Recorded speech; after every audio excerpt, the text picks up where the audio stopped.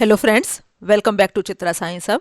आज का हमारा टॉपिक है ओरिएंटेशन एंड स्टेरिक इफेक्ट। ये हमारा जो रिएक्शन का मैकेनिज्म है, ये हमारा चार तरह के मैकेनिज्म से होता है, जिनमें से एक हमारा ये है आपका एसिड बेस मैकेनिज्म। तो पहले देख लेते हैं कि जो एंजाइम्स हैं वो रिएक्शन के रेट को किस तरह से अफेक्ट करते हैं। Enzymes oscillate the rate of reaction by lowering the activation energy. Enzymes जो हैं वो एक्टिवेशन एनर्जी के बैरियर को कम कर देते हैं। जैसे ये हमने एक फिगर में देख रहे हैं, ये सबस्ट्रेट से प्रोडक्ट, ये सबस्ट्रेट प्रोडक्ट में कन्वर्ट हो रहा है। तो ये जो हमारा ये वाला हमने जो पाथवे दिखाया हुआ है, ये है एंजाइम कैटालाइज्ड का और ये है हमारा अनकैटालाइज्ड का। तो हम फिगर में देख रहे हैं कि एंजाइम कैटालाइज्ड रिएक्शंस का जो आपका एक्टिवेशन एनर्जी है वो काफ़ी कम है। The binding of substrate to enzyme increases an alternative reaction pathway of lower activation energy so that more and more molecules can surmount the energy barrier. जब substrate हमारा बाइंड होता है एंजाइम के साथ, तो वो एक अल्टरनेटिव पाथवे बना लेता है। यहाँ हमारा इतना एक्टिवेशन एनर्जी के बैरियर को क्रॉस करना था। अब इसने क्या किया, एंजाइम्स ने एक अल्टरनेटिव पाथवे बना लिया कम एक्टिवेशन एनर्जी का, लोअर एक्टिवेशन एनर्जी का, सो that more and more molecule surmount this energy barrier, जिससे ज़्यादा से ज़्यादा मॉलिक्यूल इस एनर्जी के बैरियर को क्रॉस करके प्रोडक्ट में हमारे कन्वर्ट हो पाए। Enzymes lower the activation energy of the reactant by bringing their reactant into proximity by freezing out the reactive motion of the reactant and the enzyme catalytic group by properly orienting substrate for reaction and by stabilising the transition state. अब वो लोग activation energy के barrier को कम कैसे करते हैं, वो क्या करते हैं कि जब एंजाइम्स के पास सबस्ट्रेट बाइंड होते हैं, सपोज करो दो रिएक्टेंट उसके पास बाइंड हो रहे हैं। अब चूंकि वो फ्री स्टेट में तो एक दूसरे से काफ़ी दूर थे, अब जैसे ही वो एंजाइम के साथ बाइंड होंगे तो एक दूसरे के पास आ जाएंगे, तो एक दूसरे के क्लोज आ जाएंगे। तो इस वजह से, क्योंकि अब बाहर वो दोनों फ्री थे तो मोशन के स्टेट में थे, अब वो इसके साथ बाइंड हो गए तो बाउंड हो गए वो। और सपोज करो ये हमारा एंजाइम है, ये इसके पास दो सबस्ट्रेट आसपास बाइंड हो गए, तो चूंकि एक दूसरे के पास आ जाते हैं, तो इस एक दूसरे के पास आ जाने की वजह से क्या है, उनका जो है एक्टिवेशन एनर्जी का जो बैरियर है वो हमारा कम हो जाएगा। तो वो आप अब प्रॉपरली ओरिएंटेड हो जाएंगे जब वो एंजाइम के साथ बाइंड हो जाएंगे। तो इस वजह से क्या है कि जो ट्रांजिशन स्टेट है वो भी हमारी स्टेबलाइज हो जाएगी जब हमारे सबस्ट्रेट जो है एंजाइम के साथ आपका बाइंड हो जाएगा। तो चूंकि वो एक दूसरे के पास आ जाने की वजह से रिएक्टेंट मॉलिक्यूल एक दूसरे के पास आ जाते हैं, इस वजह से क्या है, एक्टिवेशन एनर्जी का बैरियर हमारा कम हो जाता है। एंजाइम्स जो है यूजुअली जो है चार तरह के मैकेनिज्म को फॉलो करता है: ओरिएंटेशन और steric effect, acid base catalysis, covalent catalysis, strain और डिस्टोर्शन। तो आज जो है हम जो पढ़ेंगे वो ओरिएंटेशन और स्टेरिक इफेक्ट पढ़ेंगे। नेक्स्ट वीडियो में हम बाकी के एसिड बेस, कोवलेंट और स्ट्रेन और डिस्टोर्शन डिस्कस करेंगे। तो आज हम ओरिएंटेशन और स्टेरिक इफेक्ट डिस्कस कर लेते हैं। An enzyme can increases the rate of reaction involving more than one substrate by holding the reactant in proper orientation and bringing them in close proximity at active site. Enzyme जो है वो reaction के rate को बढ़ा देता है, बहुत ज़्यादा बढ़ा देता है। जब सबस्ट्रेट मॉलिक्यूल उसके साथ बाइंड हो जाते हैं तो वो एक प्रॉपर ओरिएंटेशन में आ जाते हैं, मीन्स एक दूसरे के पास आ जाते हैं एक्टिव साइट में।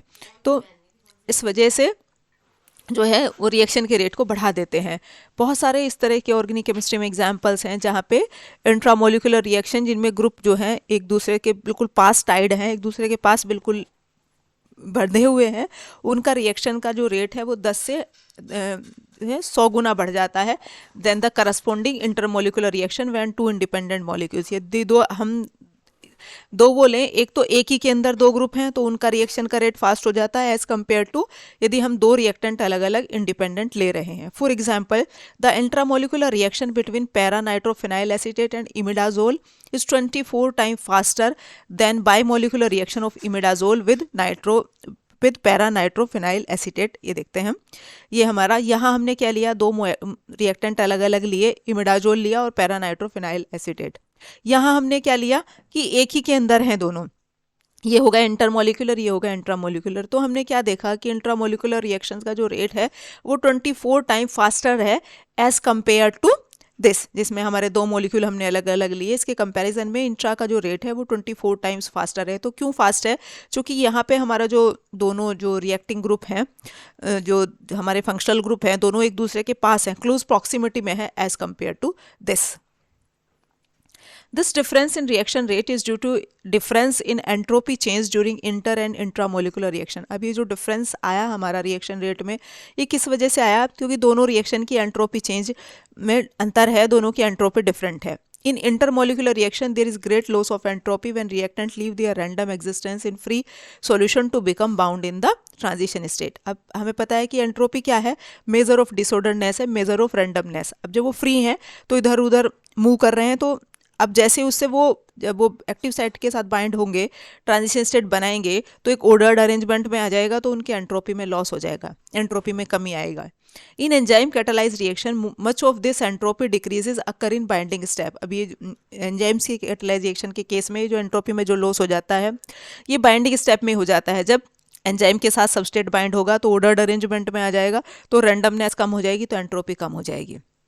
The binding of reactant close together active site increases their concentration and reduces the entropy loss during the formation of transition state. अब जो transition state बनेगी तो reactant molecule जो है हमारे एक्टिव साइट के साथ बाइंड होंगे, तो उनकी कंसंट्रेशन बढ़ जाएगी. कैसे?